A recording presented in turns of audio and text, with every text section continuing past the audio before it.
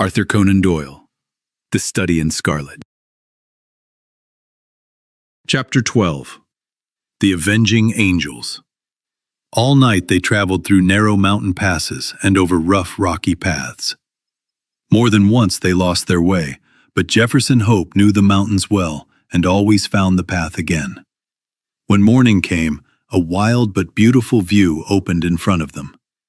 Huge mountains covered with snow stood around them on every side and stretched far away into the distance. The rocky slopes were so steep that pine and larch trees seemed to hang above their heads as if one strong wind could blow them down. This danger was real because the valley below was full of fallen trees and large rocks. As they went through a narrow gorge, a big stone suddenly broke free and rolled down with a loud sound. The noise echoed in the mountains and made the tired horses run for a short time. Slowly the sun rose in the east. One by one, the snowy mountain tops caught the light and began to shine red, like lamps at a big celebration. This sight made the three fugitives feel happier and gave them new strength. At a fast mountain stream, they stopped to give water to the horses and eat a quick meal. Lucy and her father wanted to rest longer, but Jefferson Hope did not agree.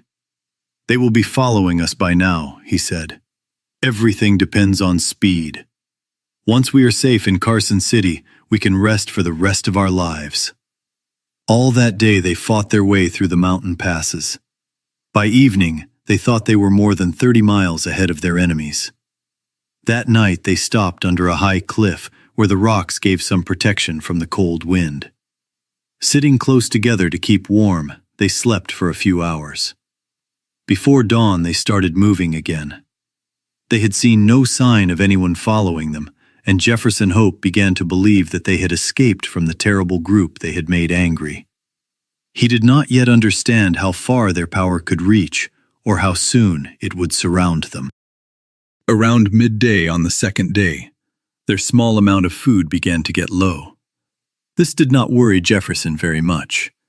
He knew the mountains were full of animals, and he had often used his rifle to stay alive. He chose a place protected from the wind, collected some dry branches, and made a strong fire so that Lucy and her father could stay warm. They were now almost 5,000 feet above sea level, and the air was cold and fresh. After he tied the horses, he said goodbye to Lucy, put his rifle over his shoulder, and went to hunt. As he walked away, he looked back once. He saw the old man and the young girl sitting near the fire, with the three animals standing quietly behind them. Then the rocks closed around him, and they were no longer in his sight. Jefferson Hope walked several miles through one narrow valley after another, but he found nothing to hunt. From marks on the trees and other signs, he could see that many bears lived in the area, but none showed themselves. After 2 or 3 hours of searching, he began to feel discouraged and thought about going back. Then, when he looked up, he suddenly saw something that made him very happy. On the top of a high rock, hundreds of feet above him, there was a large animal. It looked like a sheep, but it had very big curved horns. It was a bighorn sheep. The animal seemed to be watching over a group of sheep that the hunter could not see. Luckily, it was turned away from him and had not seen him. Jefferson lay flat on the ground, put his rifle on a rock, and aimed carefully. He waited a moment, calm and steady, and then pulled the trigger. The animal jumped into the air, stood for a second on the edge of the cliff, and then fell heavily into the valley below. The body was too heavy to carry. Jefferson cut off one strong leg and some meat from the side. He put this heavy meat over his shoulder and started back quickly, because evening was already coming. But soon he understood that there was a problem. In his excitement, he had gone far past the paths he knew. The valleys divided again and again into smaller gorges, and they all looked almost the same. It was very difficult to know which way he had come from. He followed one path for a long time, but it led to a mountain stream that he was sure he had never seen before. He went back and tried another path, but that also seemed wrong. Night was coming quickly. It was almost dark when he finally reached a narrow pass that he recognized. Even then, the way was hard. The moon had not risen yet, and the high cliffs on both sides made the darkness even deeper. Tired and carrying the heavy meat, Jefferson moved forward slowly and with difficulty. He continued by thinking about Lucy. Every step brought him nearer to her, and the food he carried would help them live through the rest of their journey. At last he came to the entrance of the narrow valley where he had left them. Even in the dark, he recognized the shape of the cliffs. They must be waiting for him with worry. He had been away for almost 5 hours. Full of relief, he put his hands to his mouth and shouted loudly to tell them he was coming. He stopped and listened. There was no answer, only his own voice echoing through the empty valleys. He shouted again, even more loudly. Still, there was no reply from the friends he had left only a short time before. A cold fear filled his heart. Panic took control of him. He ran forward wildly and dropped the valuable food as he hurried on in fear. When Jefferson Hope turned the corner of the ravine, he saw the place where the fire had burned. A small pile of ashes was still shining faintly, but it was clear that no one had touched it since he had gone. The deep silence around him was frightening. His fears now became a terrible certainty. He hurried forward.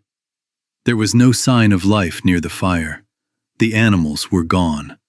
The old man was gone. The girl was gone. Everything showed that something sudden and terrible had happened while he was away.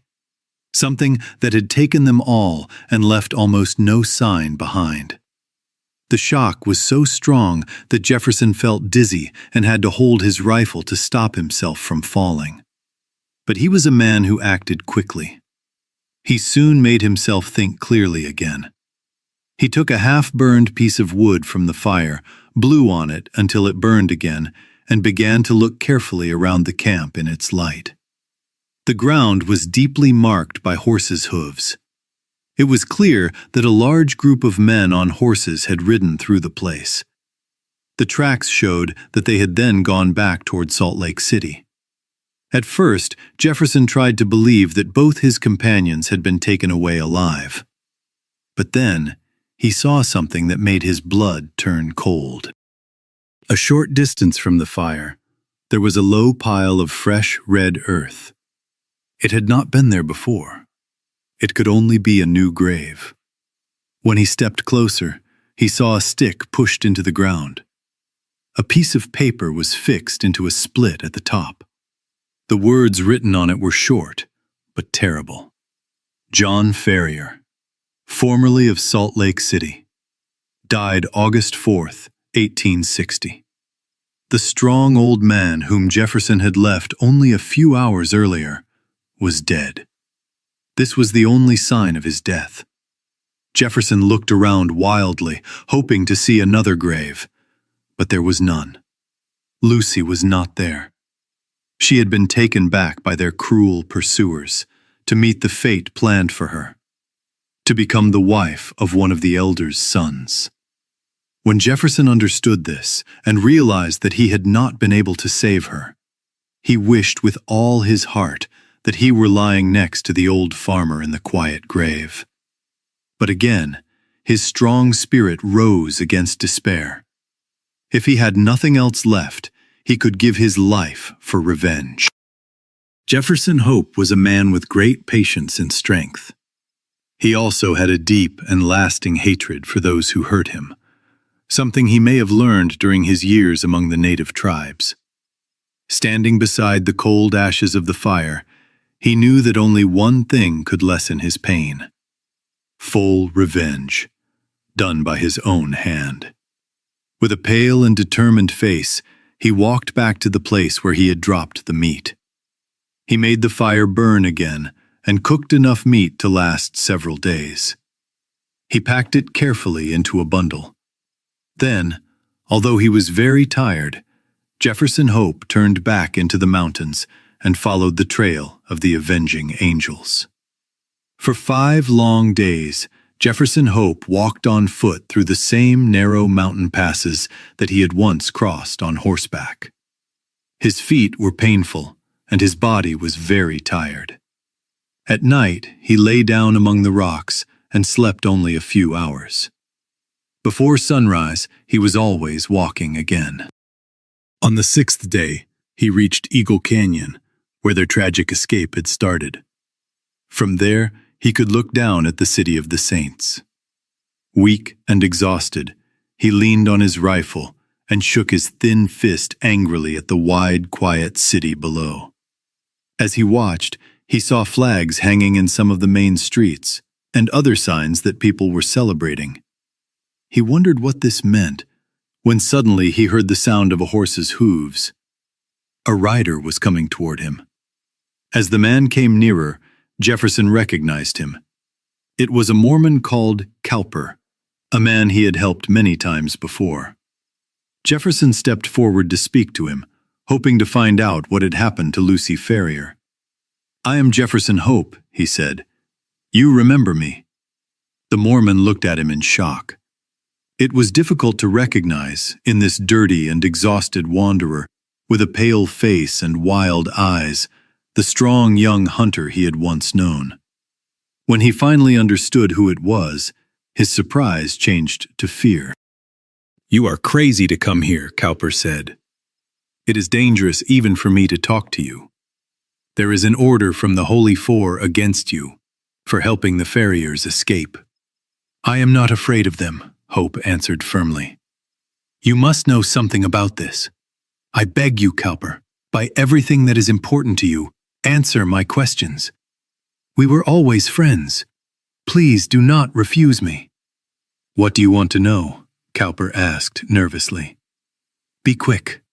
Even the rocks can hear, and the trees can see." "What has happened to Lucy Ferrier?" Jefferson asked. "She was married yesterday," Cowper replied. "She is now the wife of young Drebber." Jefferson almost fell. Hold on, Cowper cried.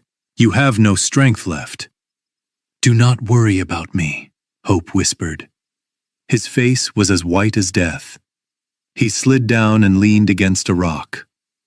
"Married, you say?" "Yes, married yesterday," Cowper said. "That is why the flags are flying at the endowment house. There was a quarrel between Drebber and Stangerson about who should have her. Both were in the group that followed you. Stangerson had shot her father, and this gave him a strong right to her. But when the council made the decision, Drebber's supporters were stronger. So the prophet gave her to him." He stopped for a moment, then said quietly, "She will not live long. I saw death in her face yesterday. She looked more like a ghost than a living woman." Jefferson Hope slowly stood up. His face was hard and still like stone. His eyes shone with a dark and terrible light. "Yes," he said quietly. "I am going." "Where are you going?" Cowper asked. "Never mind," Jefferson Hope replied.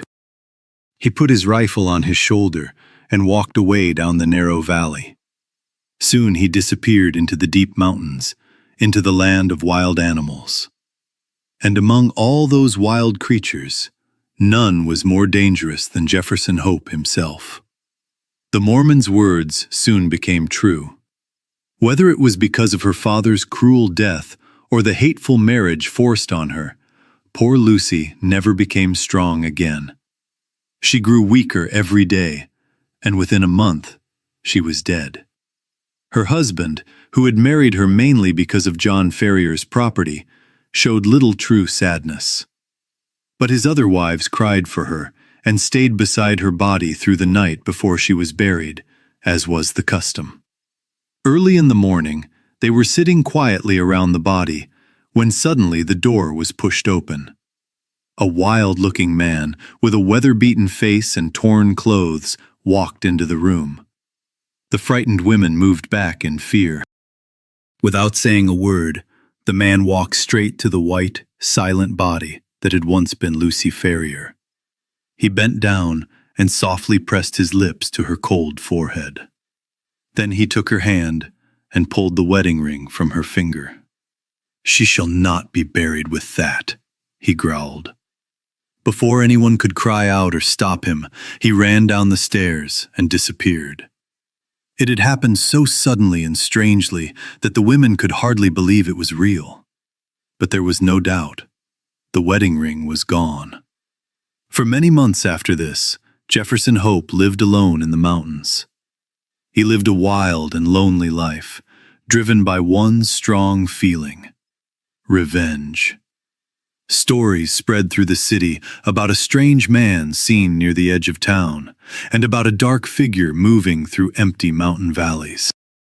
One night, a bullet flew through Stangerson's window and hit the wall not far from him. On another occasion, a large rock fell down beside Drebber as he was walking under a cliff. He escaped death only by throwing himself flat on the ground. The two young Mormons soon understood who their enemy was. Several times they led armed groups into the mountains to search for him, but they never found him. In the end, they stopped going out alone, never traveled at night, and kept guards around their homes.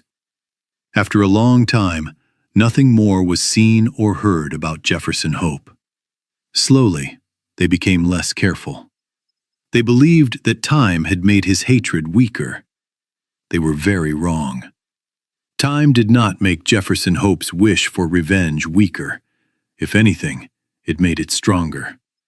His mind was hard and firm, and the thought of revenge filled it completely. There was no room for any other feeling. At the same time, Jefferson was a practical man. He soon understood that even his strong body could not live such a hard life forever. Cold, hunger, and constant danger were slowly destroying him. If he died alone in the mountains, what would happen to his revenge? He realized that this would only help his enemies. So, although he did not want to, he returned to the old silver mines in Nevada. There he planned to build up his strength again and earn enough money to continue his mission without suffering and poverty. At first, he planned to stay away for only 1 year, but things he could not control kept him in the mines for almost 5 years. When that time ended, his memory of the wrong done to him was still clear and strong. His desire for revenge burned just as strongly as on the night he had stood by John Ferrier's grave. Using a false name and wearing a disguise, Jefferson Hope returned to Salt Lake City. He no longer cared what happened to him as long as justice was done. There, however, he received bad news. Some months earlier, there had been a division among the Mormons. Younger members had rebelled against the power of the elders. Because of this, several people left Utah and became outsiders. Among them were Drebber and Stangerson. No one knew where they had gone. Rumors said that Drebber had sold most of his property and left as a rich man. Stangerson, however, had very little money. But there was no certain information about where either of them was living. Many men, even those who wanted revenge, would have stopped at this point. But Jefferson Hope did not hesitate. With the small amount of money he had saved, and by doing any work he could find, he traveled from town to town across the United States, searching for his enemies. Years passed. His black hair became gray, but he continued. He was like a hunting dog following one trail, with his whole life fixed on a single goal. At last, his patience was rewarded. It was only for a short moment, a face seen in a window, but it was enough. That one look told him that the men he was searching for were in Cleveland, Ohio. He went back to his poor room and carefully planned his revenge. But luck turned against him. Drebber, looking out of his window, had also seen Jefferson Hope in the street. He recognized him and saw death in his eyes. In fear, Drebber hurried to a local judge. Stangerson, now his private secretary, went with him. They said that their lives were in danger from a jealous and hateful old enemy. That same evening, Jefferson Hope was arrested. Because he could not find anyone to support him, he was kept in prison for several weeks. When he was finally freed, he found that Drebber's house was empty. Drebber and his secretary had run away. They had gone to Europe. Once again, Jefferson Hope's plans were ruined. Once again, his deep hatred pushed him to continue the chase. But now he had another problem. He had no money. For a long time, he had to work again. He took any job he could get and saved every dollar, preparing for the journey. At last, when he had just enough money to live, he left for Europe. There he followed his enemies from city to city. He did the lowest kinds of work, anything that would help him survive. Still, he was always just a little behind them. When he arrived in St. Petersburg, he learned that they had already gone to Paris. He followed them there, only to discover that they had just left for Copenhagen. In the Danish capital, he arrived too late again, because they had already traveled on to London. This time, however, his long chase finally ended. In London, Jefferson Hope at last found the men he had hunted for so many years. What happened there is best told in his own words.